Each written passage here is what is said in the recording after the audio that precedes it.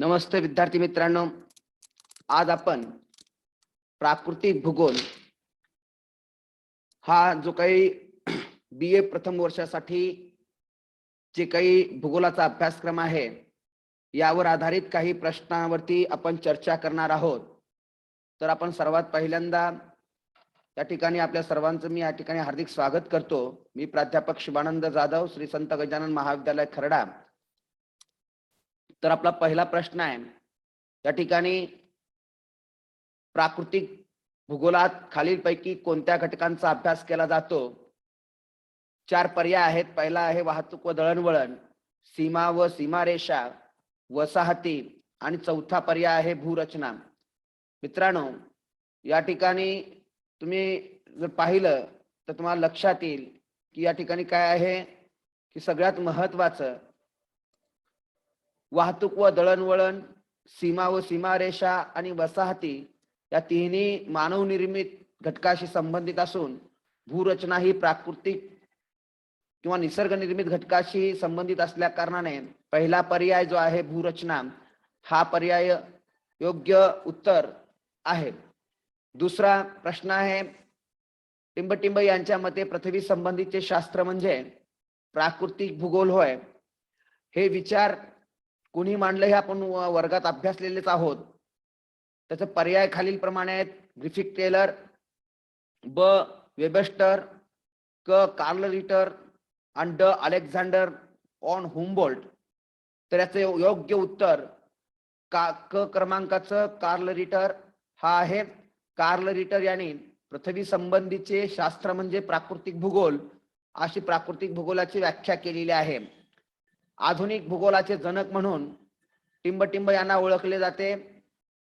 भूगोलामध्ये हुमबोल्ट आणि कार्ल रिटर यांनी असा आमूलाग्र असं बदल केल्यामुळे कार्ल रिटर आणि हुमबोल्ट यांना प्राकृतिक भूगोलाचे जनक म्हणून ओळखलं जातं। आधुनिक भूगोलाचे जनक म्हणून त्यांना ओळखलं जातं। म्हणून पर्याय क्रमांक अ हा बरोबर उत्तर आहे। प्रश्न क्रमांक 4, भारतातील राष्ट्रीय सागर विज्ञान संस्थेचे मुख्यालय टिंबटिंब या ठिकाणी आहे। तर प्रश्न क्रमांक 4चं उत्तर गोवा म्हणजे पणजी या ठिकाणी काय आहे? भारतातील राष्ट्रीय सागर विज्ञान संस्थेचे मुख्यालय असल्या कारणाने आपण हे उत्तर क क्रमांकाचं योग्य आहे असं समजूया।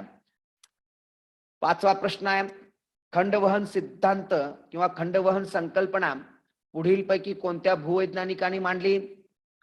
तर खंडवहन सिद्धांत 1912 ला अल्फ्रेड वेगनर नावाच्या भूगोलवेत्त्यांनी मांडल्यामुळं आपण अल्फ्रेड वेगनर यांना खंडवहन सिद्धांताचे म्हणजे खंडवहन सिद्धांत अल्फ्रेड वेगनर यांचा असल्या कारणाने खंडवहन संकल्पना ही वेगनर यांनी मांडली, म्हणून ड हे उत्तर आपल्याला योग्य आहे असं म्हणता येईल। हे केवळ प्रश्न BA पुरते मर्यादित नसून MPSC असेल, विविध स्पर्धा परीक्षांमध्ये सुद्धा मोठ्या प्रमाणात विचारले जातात। प्रश्न 6वा, पृथ्वीच्या अंतर्गत गाभ्यामध्ये टिंबटिंब या पदार्थाचे आधिक्य पाहावयास मिळते। तर पृथ्वीच्या अंतर्गत गाभ्यामध्ये सर्वाधिक प्रमाणात लोह आणि निकेल, ज्याला आपण निफे म्हणतो, या निफेलचं प्रमाण अधिक असल्या कारणानं या 6व्या प्रश्नाचं पर्याय क्रमांक 1चं जे काय आहे लोह आणि निकेल हे योग्य उत्तर आहे। प्रश्न 7वा, अपक्षरण चक्र सिद्धांत कोणी मांडला? याचे पर्याय आहेत। पहिला वॅगनर, WM डेव्हिस, क ग्रिफिथ टेलर, चौथा होमर। तर ह्याच्यामध्ये सगळ्यात महत्वाचं आहे अपक्षरण चक्र सिद्धांत WM डेव्हिस यांनी मांडलेला आहे। म्हणून या ठिकाणी या प्रश्नाचं अचूक उत्तर ब्र क्रमांकाचं ठीक आहे WM डेव्हिस असं म्हणता येईल। पृथ्वीचा आकार हा कशा स्वरूपाचा आहे? तर पृथ्वीचा इथं 4 पर्याय आहेत। गोलाकार आहे की लंब गोलाकार आहे, जिओइड आहे का चपटा आहे? तर पृथ्वीचा आकार हा जिओइड असल्या कारणाने या ठिकाणी क पर्याय हा योग्य उत्तर होईल। प्रश्न क्रमांक 9, प्रावरण व गाभा या 2 थरांच्या सीमावर्ती भागास कोणती विलगता असे म्हणतात? तर सगळ्यात महत्वाचं आहे प्रावरण आणि गाभा यांच्यामध्ये, या दोन थराच्या मध्ये सर्वसाधारणतः आपल्याला गुटेनबर्ग ही विलगता आढळत असल्या कारणाने या ठिकाणचं अ क्रमांकाचं जे गुटेनबर्ग नावाचं पर्याय आहे, हा पर्याय योग्य पर्याय आहे असं म्हणता येईल. समस्थायी संतुलनचा सिद्धांत कुणी मांडला आणि याचे पर्याय आहेत, पहिला मार्गन, दुसरा जॉली, क डटन आणि ड जो आहे होम्स. तर ह्याच्यामध्ये सगळ्यात महत्वाचा आहे समस्थायी संतुलन सिद्धांत डटन यांनी मांडलेला असल्या कारणाने आपण या ठिकाणचं पर्याय क्रमांक क हे योग्य उत्तर म्हणता येईल.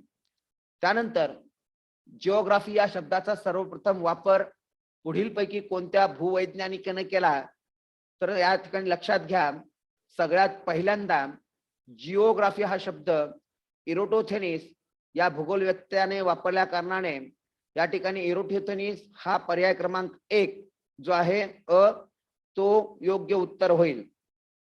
प्रश्न पुढचा, पुढीलपैकी कोणत्या प्राकृतिक भूगोलाची शाखा आहे, याच्यामध्ये पर्याय आहेत राजकीय भूगोल, लोकसंख्या भूगोल, ऐतिहासिक भूगोल आणि भूरूपशास्त्र.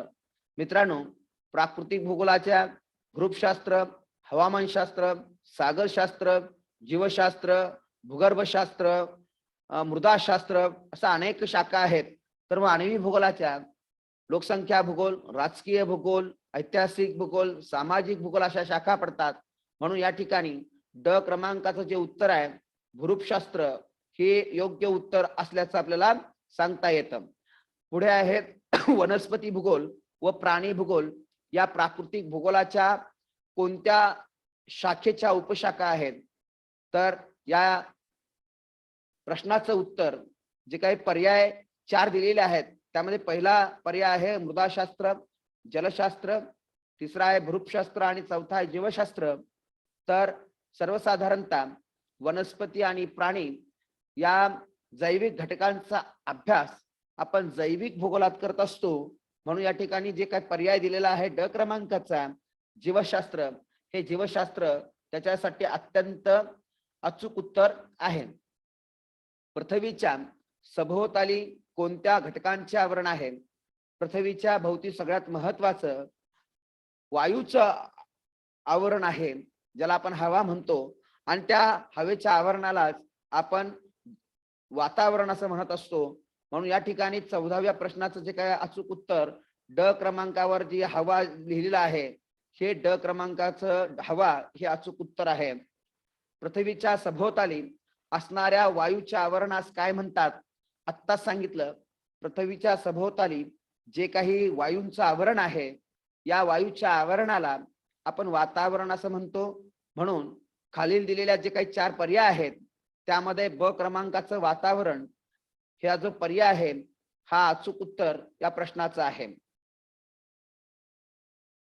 आता प्रश्न क्रमांक 16वा, वातावरणात सर्वात जास्त कोणत्या वायूचे प्रमाण आढळते, तर मित्रांनो या ठिकाणी आपण तासामध्ये पाहिल्याप्रमाणे वातावरणामध्ये सर्वाधिक नायट्रोजन या वायूचं प्रमाण अधिक असल्या कारणाने आपल्याला नायट्रोजन हा पर्याय या ठिकाणी अचूक पर्याय आहे म्हणता येईल.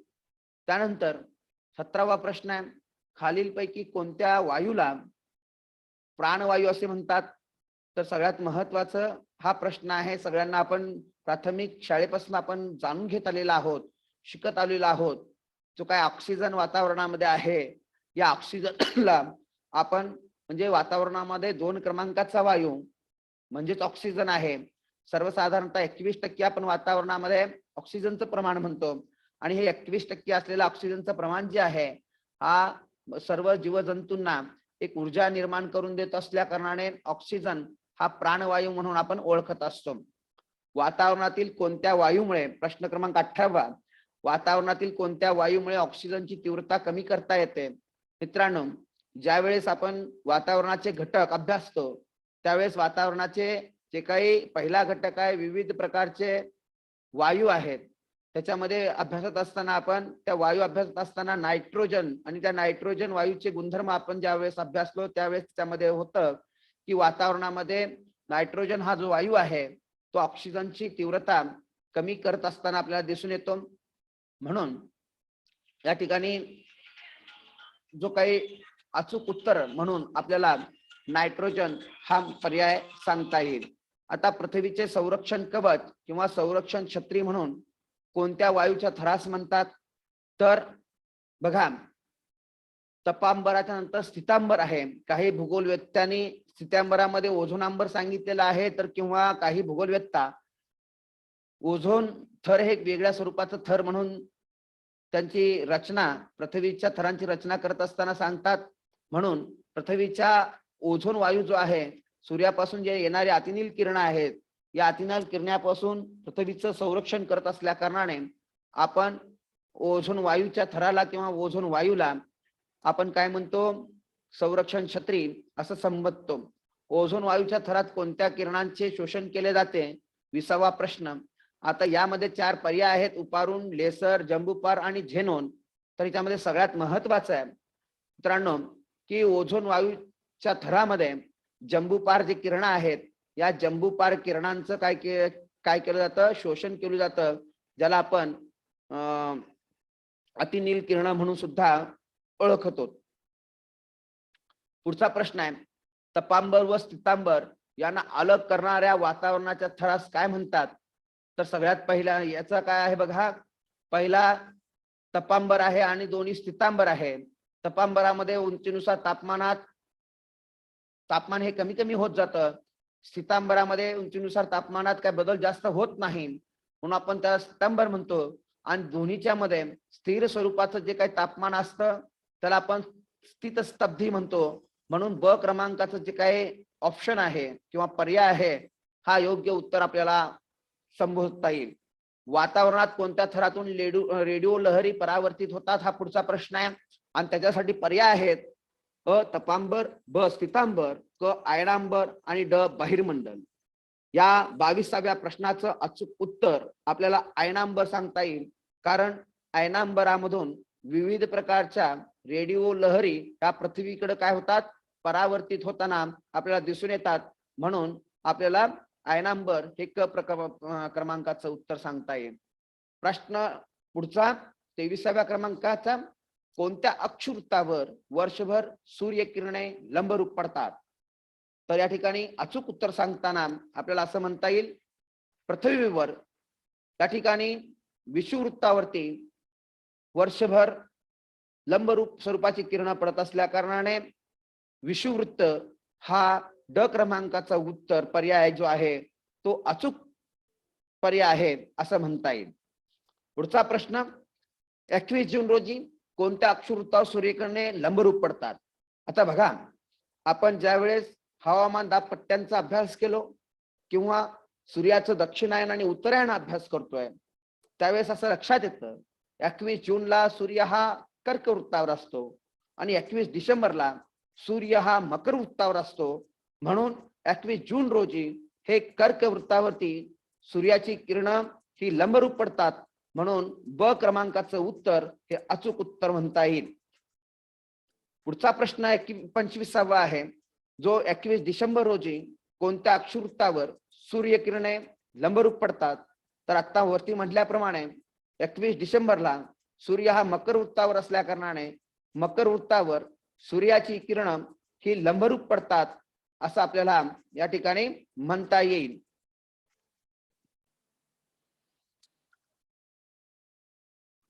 पुढचा प्रश्न आहे जो 26व्या क्रमांकाचा आपल्यासाठी. बघा, कोणत्या 2 दिवशी संपूर्ण पृथ्वीवर 12 तासाचा दिवस व 12 तासाची रात्र असते? तर बघा, सूर्य हा 21 मार्च आणि 22 सप्टेंबर रोजी विषुववृत्तावर असल्या कारणाने दोन्ही गोलार्धामध्ये दिवस आणि रात्र ह्या समान असल्या कारणाने आपण अ क्रमांकाचं जे काही उत्तर या ठिकाणी दिलेलं आहे 21 मार्च व 22 सप्टेंबर हा पर्याय योग्य उत्तर म्हणता येईल. कारण 21 मार्च आणि 22 डिसेंबरला सूर्य विषुववृत्तावर असल्या कारणाने दिवस आणि रात्रीचा कालावधी हा समान असतो. प्रश्न क्रमांक 27, सूर्य व पृथ्वी यांच्यामधील जास्तीत जास्त अंतराला कोणती स्थिती म्हणून ओळखले जाते? पर्याय क्रमांक अ अपसूर्य स्थिती, पर्याय क्रमांक ब अपसूर्य स्थिती, पर्याय क्रमांक स्वयंभू स्थिती आणि पर्याय क्रमांक ड परावलंबी. तर यामध्ये सूर्य व पृथ्वी यांच्यामधील जास्तीत जास्त अंतराला अपसूर्य स्थिती म्हणलं जातं. तर सूर्य आणि पृथ्वी यांच्यामधील कमीत कमी अंतराला उपसूर्य स्थिती म्हणून ओळखलं जातं. म्हणून प्रश्न क्रमांक 27चा अचूक पर्याय हा अपसूर्य स्थिती ब क्रमांक येईल. आणि पुढचा प्रश्न जो काय आहे 28वा, सूर्य व पृथ्वी यांच्यातील कमीत कमी अंतरास उपसूर्य स्थिती, याचा सुद्धा पर्याय क्रमांक ब आपल्याला उत्तर असल्याचं सांगता येईल. प्रश्न पुढचा 29 क्रमांकाचा जो आहे, सूर्याची अपसूर्य स्थिती कोणत्या दिवशी असते? सर्वसाधारणतः सूर्य आणि पृथ्वी यांच्यामधील जास्तीत जास्त अंतर हे 4 जुलै दिवशी असतं. म्हणून आपण 4 जुलैला सूर्याची अपसूर्य स्थिती असं म्हणतो. म्हणून पर्याय क्रमांक क जो काही या ठिकाणी आहे 4 जुलै, ह्याचं अचूक उत्तर सांगता येतं. प्रश्न पुढचा, सूर्याची उपसूर्य स्थिती कोणत्या दिवशी असते? बघा, उपसूर्य स्थिती म्हणजे सूर्य आणि पृथ्वी यांच्यामधील कमीत कमी अंतर हे 3 जानेवारीला असतं. म्हणून ब क्रमांकाचं उत्तर जे आहे 3 जानेवारी हे उत्तर आपल्याला योग्य पर्याय म्हणून आपल्याला निवडावं लागतं, किंवा योग्य उत्तर 3 जानेवारी आहे असं आपल्याला म्हणता येतं. त्यानंतर पुढचा प्रश्न आहे, महासागरांनी जास्त क्षेत्र व्यापल्यामुळे कोणत्या गोलार्धामध्ये जास्त सौरशक्ती मिळते? आता महासागराचं जास्तीत जास्त क्षेत्र हे दक्षिण गोलार्धामध्ये आहे. म्हणून आपण जलगोलार्ध म्हणून सुद्धा दक्षिण गोलार्धाला ओळखतो. तर उत्तर गोलार्धाला भूगोलार्ध म्हणतो, कारण भूमीचा सर्वाधिक भाग हा उत्तर गोलार्धामध्ये आहे. मग यामुळे काय होतं, सौरशक्ती सुद्धा या ठिकाणी दक्षिण गोलार्धामध्ये आपल्याला अधिक मिळत असल्या कारणाने जो ड क्रमांकाचा पर्यायी उत्तर आहे त्याला आपल्याला सांगता येतं.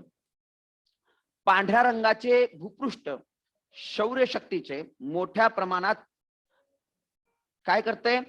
तर शोषण करते, की परावर्तन करते, की विकिरण करते, की अपघटन करते?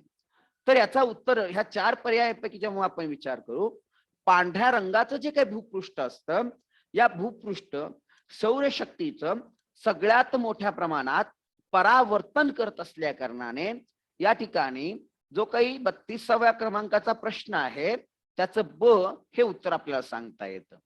33व्या क्रमांकाचा प्रश्न आहे, खालीलपैकी कोणत्या कारणामुळे सौरशक्ती कमी मिळते? तर बघा, पर्याय आहेत अ वनस्पतीचे आच्छादन, ब वाळवंटी प्रदेश, क लंबरूप सूर्यकिरणे, ड दिनमान मोठे असणे.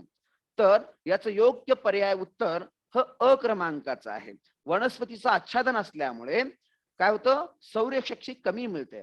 कारण वाळवंटी प्रदेश असेल, लंबरूप किरणां ज्या त्या प्रदेशामध्ये पडतात, किंवा दिनमान मोठा असेल तर त्या ठिकाणी सौरशक्ती ही जास्त मिळत असते. म्हणून योग्य पर्यायी उत्तर याचं अ क्रमांकाचं वनस्पतीचं आच्छादन असं आपल्याला सांगता येतं. त्यानंतर ना आहे, हिमालय पर्वताच्या उत्तरेकडील उतारावर दक्षिणेकडील उतारापेक्षा सौरशक्ती कशा स्वरूपाची मिळते? पर्याय क्रमांक अ आहे जास्त आहे, की मध्यम आहे, का कमी आहे, का अति कमी आहे? तर बघा, हिमालय पर्वताच्या उत्तरेकडील उतारावर म्हणलेला आहे, सूर्य हा आपल्याला सूर्याचं जेव्हा दक्षिणायन उत्तरायण आपण अभ्यासतो त्यावेळेस सूर्य केवळ 23.5 अक्षांशापर्यंत उत्तरेकडे प्रवेश करतो, ज्याला आपण कर्कवृत्तापर्यंत म्हणतो. आणि हिमालय पर्वत हा कर्कवृत्ताच्याही उत्तरेकडे असल्या कारणाने हिमालय पर्वताच्या दक्षिण उतारावर हे सूर्यकिरण हे जास्त प्रमाणात पडत असतात. तर उत्तरेकडच्या उतारावर हे कमी प्रमाणात सौरशक्ती मिळत असल्या कारणाने याचं योग्य उत्तर आपल्याला कमी म्हणता येतं, क क्रमांकाचं. आता प्रश्न आहे 35वा, पृथ्वीच्या सभोवताली असणारे वातावरण कशामुळे तापते? तर पृथ्वीच्या सभोवताली असणारे वातावरण, जास्तीत जास्त हे जे वातावरण आहे ते पृथ्वीपासून जे काही परावर्तित होणारी किरण आहेत किंवा पृथ्वीनं जे शोषण केलेली उष्णतेचं जे उत्सर्जन होतं, या उत्सर्जनामुळे हे वातावरण हे खालच्या थरामध्ये सर्वाधिक तापत तापत वरच्या थरामध्ये त्याचं काय होतं, संक्रमण होत असल्या कारणाने आपण या ठिकाणी जे काही 4 दिलेले पर्याय आहे त्याचं व्यवस्थित वाचन जर केलं तर या ठिकाणी ब क्रमांकाचा जो काही पर्याय आहे, पृथ्वीच्या पृष्ठभागापासून होणाऱ्या उष्णतेचं उत्सर्जन जे आहे, हा योग्य पर्याय आपल्याला असल्याचं दिसून येतं. 35वा प्रश्न आहे, सर्वसाधारणपणे किती मीटर उंचीला तापमान 1 डिग्री सेंटीग्रेडनी कमी होते? आणि याचे पर्याय आहेत, पहिला 160, दुसरा आहे 260, तिसरा पर्याय आहे 108 आणि चौथा पर्याय आहे 208. तर मित्रांनो, सर्वसाधारणतः वातावरणामध्ये आपण जसं जसं उंचीवर जाऊ तस तसं उंचीनुसार तापमान हे कमी कमी होत जातं आणि ते प्रत्येक 160 मीटरला 1 डिग्री सेंटीग्रेडनी तापमान हे कमी होत जात असल्या कारणाने या ठिकाणी पर्याय क्रमांक अ जो एक काय आहे, 160 मीटरला तापमान 1 सेंटीग्रेडनं कमी होतं असं म्हणता येतं. पुढचा प्रश्न आहे, हवेचा दाब कमी झाल्यास त्या हवेचं काय होतं नेमकं? पर्याय क्रमांक अंकुचन होतं, प्रसरण होतं, उत्सर्जन होतं की परावर्तन होतं? तर मित्रांनो, ज्या वेळेस हवा ज्यावेळेस तापते त्या हवे तापल्यानंतर हवा हलकी होते आणि त्याचा दाब कमी होतो आणि हवा ही प्रसरण पावत असते. म्हणून आपल्याला या ठिकाणी ब क्रमांकाचं जे काही उत्तर आहे प्रसरण आहे आणि या ब क्रमांकाचं उत्तर जे आहे ते योग्य उत्तर असं सांगता येतं. प्रश्न क्रमांक 38, कोणत्या सागरी उष्ण प्रवाहामुळे संयुक्त संस्थानाच्या किनारपट्टीचे तापमान वाढत असतं? तर आपण तापमानाचं वितरण ज्या वेळेस अभ्यासतो किंवा वायुदाबावर परिणाम करणारे घटक जेव्हा अभ्यासतो त्यावेळेस आपल्याला असं लक्षात आलं, सागरी प्रवाहाचे काही गल्फ स्ट्रीम नावाचा सागरी प्रवाह आहे. या गल्फ स्ट्रीम नावाच्या अटलांटिक महासागरातील उत्तर अटलांटिक महासागरात मध्ये असणाऱ्या या प्रवाहामुळे सर्वसाधारणतः संयुक्त संस्थाना म्हणजे युएसएच्या किनारपट्टीच्या प्रदेशामध्ये तापमानात हे वाढ झाल्याचे आपल्याला दिसून येते. म्हणून योग्य पर्याय आपल्याला अ क्रमांकाचं गल्फ स्ट्रीम सांगता येतं. प्रश्न क्रमांक 39, सर्वाधिक तापमान कोणत्या कटिबंधात असते? तर या ठिकाणी पर्याय आहेत शीतकटिबंध, समशीतोष्ण कटिबंध, उष्ण कटिबंध आणि यापैकी नाही. तर सगळ्यात महत्वाचं लक्षात घ्या, या ठिकाणी उष्ण कटिबंधीय प्रदेशामध्ये तापमान जे आहे ते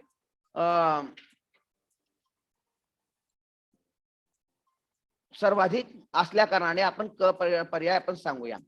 समताप्रेषाने दर्शविलेले तापमान हे समुद्र सपाटीपासून प्रमाणित केले असल्या कारणाने यासाठी असलेल्या एकूण पर्यायापैकी आपल्याला प पर्याय हा योग्य उत्तर असल्याचं आपण सांगू शकतो.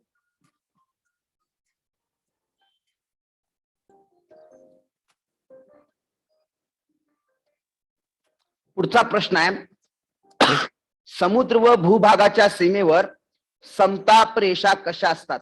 आता बघा, समुद्र व भूभागाच्या सीमेवर सर्वसाधारणतः समताप रेषा ह्या वाकलेल्या स्वरूपात दिसून येतात. म्हणून या ठिकाणी जे काही 4 पर्याय आहेत, पहिला सरळ, दुसरा वाकलेल्या, तिसरा नागमोडी आणि चौथा काटकोन, यापैकी ब क्रमांकाचं जे उत्तर आहे हे योग्य उत्तर आहे असं आपल्याला सांगता येतं. कारण समुद्र आणि भूभागाच्या सीमारेषेवर आपल्याला समताप रेषा ह्या वाकलेल्या दिसून येतात, कारण तापमानात झालेला एकदम बदल. भूभागावर समताप रेषा कशा असतात? आता बघा, भूभागावरती भूभाग कशा स्वरूपाचा आहे आणि त्या भूभागावर असलेलं जे काही एकूण वनस्पतीचं आच्छादन असेल किंवा वेगवेगळे घटक कारणीभूत आहेत त्याला, समुद्र सपाटीपासूनचे अंतर असेल, अशा अनेक कारणामुळं समताप रेषा या नागमोडी स्वरूपाच्या असतात. म्हणून 42वा प्रश्न जो काय आहे, भूभागावर समताप रेषा कशा असतात, यामध्ये पर्याय क्रमांक अ जो आहे नागमोडी हा उत्तर योग्य प्रकारचा असलेला आपल्याला सांगता येतं. पुढचा प्रश्न आहे, समुद्र सपाटीपासून उंचीनुसार तापमान कमी होण्याऐवजी वाढत जाते, यास काय म्हणतात? आता बघा, समुद्र सपाटीपासून उंचीनुसार तापमान कमी कमी होण्याऐवजी आपण म्हणतो की 160 मीटरला 1 डिग्री सेंटीग्रेडनी तापमान हे कमी होतं, हे सर्वसाधारणतः नियम आहे. परंतु कधी कधी काय होतं, एखाद्या भौगोलिक घटकामुळं किंवा एखाद्या कारणामुळं तापमान उंचीनुसार कमी होत जाण्याऐवजी वाढत जातं, त्याला मात्र तापमानाची विपरीतता म्हटलं जातं. म्हणून या ठिकाणी जे काही या प्रश्नाला 4 पर्याय दिलेले आहेत, पहिला तापमान कक्षा, दुसरा तापमानातील बदल, तिसरा तापमानाची विपरीतता आणि चौथा तापमानाचे शोषण, यापैकी क क्रमांकाचं जे काही उत्तर आहे तापमानाची विपरीतता हा अचूक उत्तर आहे असं आपल्याला म्हणता येतं प्रश्नाचं. तापमानाची विपरीतता खालीलपैकी कोणत्या परिस्थितीत आढळत नाही? बघा, तापमानाची विपरीतता, कारण उन्हाळ्यामध्ये सर्वसाधारणतः हा तापमानाची विपरीतता आढळत नाही.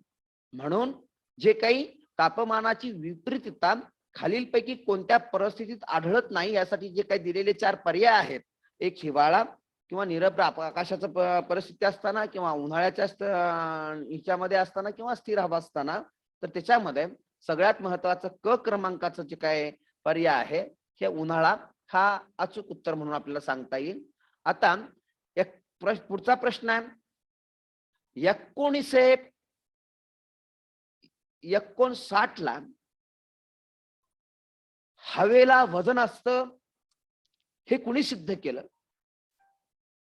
तर सगळ्यात पहिल्यांदा हवेला वजन असतं असा जो काय मत आहे तो ऑटो फॉन गेरिक यांनी मांडल्यामुळं या ठिकाणी दिलेल्या या 4 पर्यायापैकी, म्हणजे पहिला पर्याय न्यूटन, दुसरा ऑटो फॉन गेरिक, तिसरा आइन्स्टाईन आणि चौथा डेव्हिस, यापैकी दुसऱ्या क्रमांकाचं जे काय क्रमांकाचं उत्तर आहे ऑटो फॉन गेरिक हे अचूक उत्तर आहे असं आपल्याला म्हणता येतं. प्रश्न क्रमांक 46, हवेचा दाब कोणत्या एककात मोजला जातो? हवेचा दाब सर्वसाधारणतः MB म्हणजे मिलीबार मध्ये मोजला जातो. म्हणून या ठिकाणी दिलेल्या 4 पर्यायाचा जेव्हा विचार करू, पहिला पर्याय आहे मिलीबार, दुसरा सेल्सिअस, तिसरा टक्केवारी आणि चौथा आहे फॅरनाईट. तर फॅरनाईट, सेल्सिअस हे तापमान मोजण्यासाठी मोजले जातात, तर मिलीबार म्हणजे MB हा हवेचा दाब मोजण्यासाठी मोजला जात असल्या कारणाने पर्याय क्रमांक अ मिलीबार हा योग्य उत्तर आपल्याला सांगता येतं. 45 मिनिट अक्षवृत्तावर समुद्र सपाटीला सर्वसाधारणपणे हवेचा दाब किती मिलीबार असतो? सरासरी आपण पृथ्वीचा समुद्र सपाटीपासून आपण काय म्हणतो, सर्वसाधारणतः 113.2 113 किंवा 114 MB सर्वसाधारणतः हवे आपण काय म्हणतो वायुदाब असतो असं म्हणतो. म्हणून या ठिकाणी दिलेल्या 4 पर्यायापैकी म्हणजे 1039, 1013, 1010 आणि 3010 पैकी योग्य जर पर्याय जर कोणता असेल तर ते 1013.2 MB हा जो काही 45 डिग्री अक्षवृत्तावरती समुद्र सपाटीला सर्वसाधारणतः हवेला किंवा वायूला दाब असतो. समुद्र सपाटीपासून जसजसे उंच जावे तसे तसे हवेत जे काही काय होतंय, काय बदल होतो? तर सर्वसाधारणतः आपल्याला या ठिकाणचा जो काय प्रश्न आहे या प्रश्नाचं अचूक उत्तर दाबामध्ये काय फरक पडतो म्हटल्यानंतर ना, समुद्र सपाटीपासून जसं आपण उंच जावं तसं तसं आपल्याला हवेच्या दाबामध्ये घट होताना दिसून येते. म्हणून पर्याय क्रमांक अ जो काही घट आहे हे घट आपल्याला या ठिकाणी अचूक उत्तर असलेला दिसून येतं. खालील 4 पर्याय दिलेले आहेत, म्हणजे हवेचे वजन जास्त असेल कोणत्या परिस्थितीमध्ये, कोणत्या हवेमध्ये हवेला जास्त वजन असतं? म्हणजे बाष्पयुक्त हवा, कोरडी हवा, समहवा किंवा यापैकी नाही.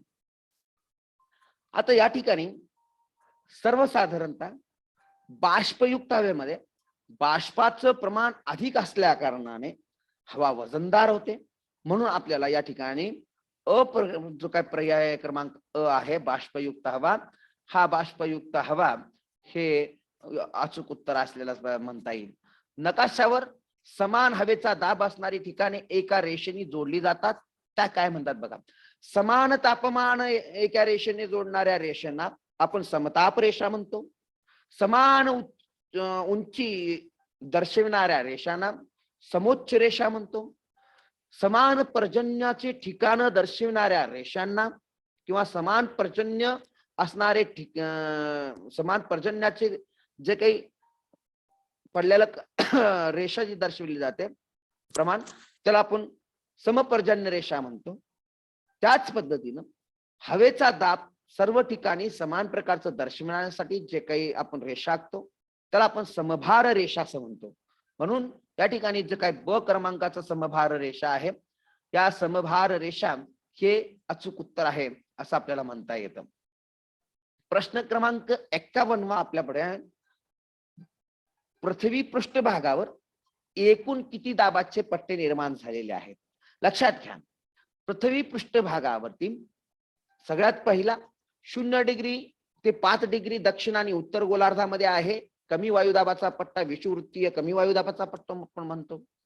त्यानंतर ना 2 हे उच्च दाबाचे पट्टे, उपोष्ण कटिबंधीय उच्च वायुदाब पट्टे.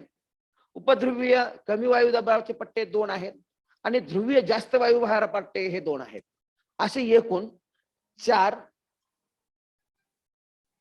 हे जास्त वायुभाराचे पट्टे आहेत, तर 3 हे कमी वायुदाबाचे पट्टे, असे मिळून एकूण 7 जे आहेत पृथ्वीच्या पृष्ठभागावरती वायुदाबाचे पट्टे निर्माण झाले कारणाने आपल्याला क क्रमांकाचं जे उत्तर आहे हे अचूक उत्तर असं सांगता येतं. पुढचा प्रश्न त्याशी संबंधित आहे. पृथ्वी पृष्ठभागावर एकूण किती कमी दाबाचे पट्टे निर्माण झालेले आहेत? याचा आता कमी वायुदाबाचे पट्टे म्हणल्यानंतर आपल्याला सर्वसाधारणतः आता म्हटल्यासारखं पर्याय क्रमांक अ जो काय 3 आहे. उत्तर गोलार्धामध्ये वारे आपल्या मूळ दिशेच्या कोणत्या दिशेने वळतात? आता बघा, इथं फेरेलचा नियम लागू होतो.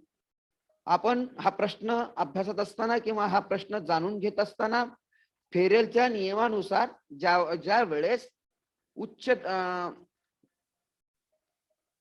वारे जास्त वायुदाबाकडून कमी वायुदाबाकडे प्रवास करत असतात, मात्र त्या ठिकाणी कमी वायुभाराचा पट्टा हा अडथळा म्हणून निर्माण झाल्या कारणाने वारे हे आपल्या मूळ दिशेच्या उजवीकडे वळत असल्या कारणाने आपण उत्तर गोलार्धामध्ये त्या ठिकाणी आपण त्याचं ब क्रमांकाचं उत्तर जे काही उजवीकडे असं आपण म्हणतो आणि दक्षिण गोलार्धामध्ये मात्र हे डावीकडे वळताना दिसून येतात. 54वा प्रश्न आहे. 21 जून रोजी 25 डिग्री ते 30 डिग्री उत्तर अक्षवृत्ताच्या प्रदेशात ईशान्य व्यापारी वारे खंडाच्या कोणत्या बाजूस पाऊस देतात? आता सर्वसाधारणतः हे वारे आहेत खंडाच्या पूर्व भागामध्ये, म्हणजे आपण पूर्व भाग म्हणतो ना खंडाचा, या पूर्व भागामध्ये पर्जन्य देत असतात. म्हणून पर्याय क्रमांक ड जो आहे, या ड क्रमांकाचा पर्याय जो आहे, या ड क्रमांकाचा पर्याय हा योग्य उत्तर असल्याचं आपल्याला सांगता येतं. आता ड क्रमांकाच्या पर्यायाचा अचूक उत्तर आहे असं आपण जेव्हा सांगतो का, तर त्या ठिकाणी 25 ते 30 डिग्री उत्तर अक्षवृत्ताच्या प्रदेशात ईशान्य व्यापारी वारे खंडाच्या पूर्व दिशेला आपल्याला पाऊस देताना दिसून येतात. प्रश्न क्रमांक 55 आहे, जो की शेवटचा प्रश्न आजचा. 0 डिग्री ते 5 डिग्री उत्तर व दक्षिण अक्षवृत्ताच्या दरम्यान जो काही शांत वायुभाराचा पट्टा आहे, या वायुभाराच्या पट्ट्याला काय म्हणून ओळखलं जातं नेमकं? या पट्ट्यामध्ये बघा पर्याय आहेत अश्वाक्षांश, डोलड्रम, मकर वृत्त की कर्कवृत्त. सर्वसाधारणपणे आपल्याला 0 डिग्री ते 5 डिग्री उत्तर व दक्षिण अक्षवृत्ताच्या दरम्यान जो काही शांत वायुभार पट्टा आहे, ज्यामध्ये ऊर्ध्वगामी हवेचा पट्टा, हवा ही ऊर्ध्व दिशेने प्रवास करत असल्या कारणाने हा शांत वायुभाराचा पट्टा म्हणून आपण म्हणतो आणि त्याला डोलड्रम या सुद्धा नावाने ओळखत जात असल्या कारणाने पर्याय क्रमांक 2 जो काही डोलड्रम आहे हे याचं अचूक उत्तर असं आपल्याला म्हणता येईल. आणि अशा पद्धतीनं आपण आज जी काही प्राकृतिक भूगोलाचा पहिला प्रश्नसंच आहे यावरती चर्चा केलेली आहे. हे केवळ BA-च्याच अभ्यासक्रमासाठी उपयुक्त आहे असं नाहीये. हा सर्व प्रकारच्या अभ्यासक्रमासाठी उपयुक्त असा प्रश्नसंच आहे. याचा जास्तीत जास्त विद्यार्थ्यांनी लाभ घ्याल अशा अपेक्षा बाळगतो आणि थांबतो. धन्यवाद.